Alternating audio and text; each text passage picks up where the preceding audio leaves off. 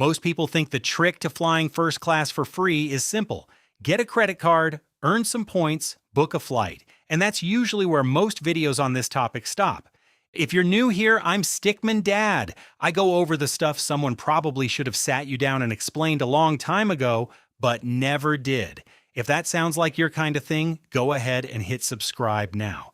There's a lot more of this coming, but the people who are actually doing it, the ones sitting in those lie-flat seats, sipping champagne on a flight they paid almost nothing for, they know something most people don't. They know the system behind the system, and that's what this video is about. Here's what I'm going to walk you through: how points actually work, the parts almost nobody explains clearly, and one move near the end that I'd argue is the single best deal in the entire points world. Most people have never even heard of it. Stick around, because that one alone is worth the video. Let's start with the thing that stops most people before they even begin. You've probably heard that applying for a new credit card hurts your credit score. And technically, yes, it does. But here's what that actually looks like in real numbers. Applying for a new card typically drops your score somewhere around 5 to 10 points, and it bounces back within about 90 days. That's it, not a crater. A small, temporary dip, your score recovers from before most people even notice. That fear, "this will wreck my credit," is the single biggest reason people never start. Once you see how small that dip actually is, the whole thing feels a lot less scary. Here's something that makes it even less scary. People who are deep into this and the ones who've turned points into business class flights year after year, a lot of them have 10, 15, even 20 plus credit cards open at once, and they're still sitting at credit scores of 750, 800, sometimes higher. Why?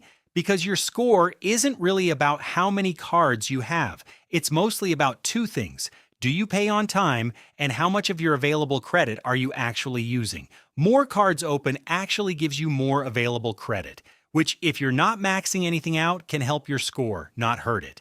The next objection people have is, "I don't want to spend extra money just to earn points." That would be a fair concern if it were true. But here's the thing. Most credit card bonuses ask you to spend somewhere between $3,000 and $5,000 in the first 3 months. The average household already spends more than that every month on groceries, gas, bills, insurance, subscriptions, stuff you're buying either way. So the move isn't spend more. The move is stop paying for those things with your debit card and start paying with the new credit card instead. Same spending, same money. You're just routing it through a different card and getting rewarded for it. Important, this only works if you pay the full balance every single month. If you carry a balance and pay interest, the points aren't worth it. The interest will eat any value you earned. This whole video assumes you're someone who pays in full. Here's one that surprises almost everyone the first time they hear it. The best deal on a flight is often not found through the airline you're actually flying. Quick example, ANA is a Japanese airline known for having one of the best business and first-class cabins in the sky. But instead of booking through ANA directly, some of the best deals on ANA seats come from using miles from a totally different airline, Virgin Atlantic. Virgin doesn't even fly that route, but Virgin and ANA are partners, so Virgin sells access to ANA's seats through its own program, usually for a lot fewer points than booking with ANA directly charges you. Same seat, same flight, different price, depending on which program you book it through. This works because most big banks, Amex, Chase, Citi, Capital One, let you move your points into any of several different airline or hotel programs, usually 1 point for 1 mile. So you're not locked into one airline. You can shop around and find whichever program prices your flight the cheapest. One more beginner-friendly term worth knowing here, award space. That just means an actual seat is available to book with points. Not every flight has one, so this is what you're checking for before you commit to anything. There are now tools that check all of this for you automatically. Sites that scan every partner program at once and show you which one has the cheapest seat for your route. A few years ago, you'd have had to check each airline's website by hand. Now it's mostly automated. Even after you know which program to book through, There's one more layer, and this is the part almost nobody explains. It's called a transfer bonus. A few times a year, banks run limited time promotions where if you move your points to a specific airline or hotel partner, they give you extra miles for free. A 25% bonus turns 100,000 points into 125,000 miles. A 40% bonus turns it into 140,000. American Express runs these more than anyone else, usually with partners like Air France/KLM, ANA, Avianca, and Virgin Atlantic. Bonuses are usually 25 to 40%, and they typically last 30 to 45 days. Here's what that means in real terms. A business class flight that would normally cost 60,000 miles could drop to around 38,000 if you transfer your points during a 40% bonus window. You didn't earn more points. You didn't spend more money. You just paid attention to the calendar. One important catch: once your points leave your card and move into an airline program, they follow that airline's rules, their pricing, their fees, their expiration dates. So don't move your points just because a bonus is running. Only transfer when you've already found an actual seat available. Remember, award space, and you're ready to book it. Moving points, just in case, is how people end up with miles stuck in a program they never use. I promised you this earlier, so here it is. The Southwest Companion Pass. This lets you bring one person with you on every single Southwest flight you take for free. You only pay their taxes and fees, which is usually around $5 to $6 for a one-way domestic flight.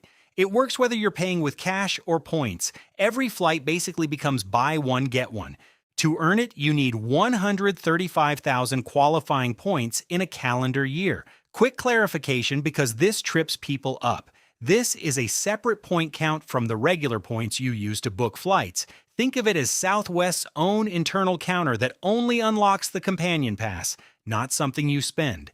Once you hit that number, you pick one person and they fly with you for free for the rest of that year plus the entire next year. So if you hit it in January, you could have close to 2 years of free companion travel. Most people have never heard of this because Southwest doesn't market it like a fancy travel perk. It doesn't have the shiny reputation of an Amex Platinum.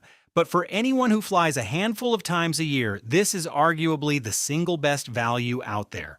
A common approach is combining the welcome bonus from a personal Southwest card with a business Southwest card to get most of the way to that 135,000 number just from sign-up bonuses. Premium travel cards, the ones with big annual fees like the Amex Platinum or Chase Sapphire Reserve, sound alarming at first, but the fee isn't the real cost. The fee minus the value of the credits you actually use is the real cost. These cards bundle in things like rideshare credit, dining credit, travel credit. If you actually use them, a big chunk of that annual fee cancels itself out. There's also a small trick with how some of these credits reset. Some credits reset on the calendar year, not on your card's anniversary.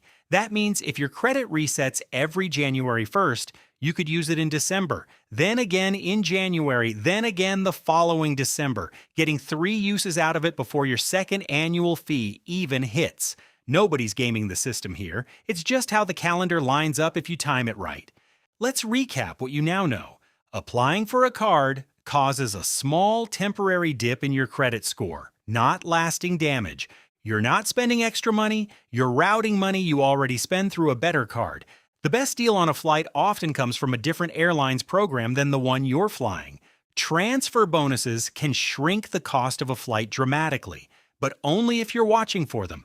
The Southwest Companion Pass gets you close to 2 years of free companion flights. Premium card fees are almost always smaller than they look once you use the credits. At the start of this video, flying first class for free probably sounded like it needed luck or some kind of loophole. What it actually needs is understanding a system that already exists, one most people never take the time to learn. You now know more about it than most people who've had a credit card for years. If this helped, drop a comment telling me which part surprised you most: the transfer bonus timing, the partner booking trick, or the companion pass. That tells me what to go deeper on next.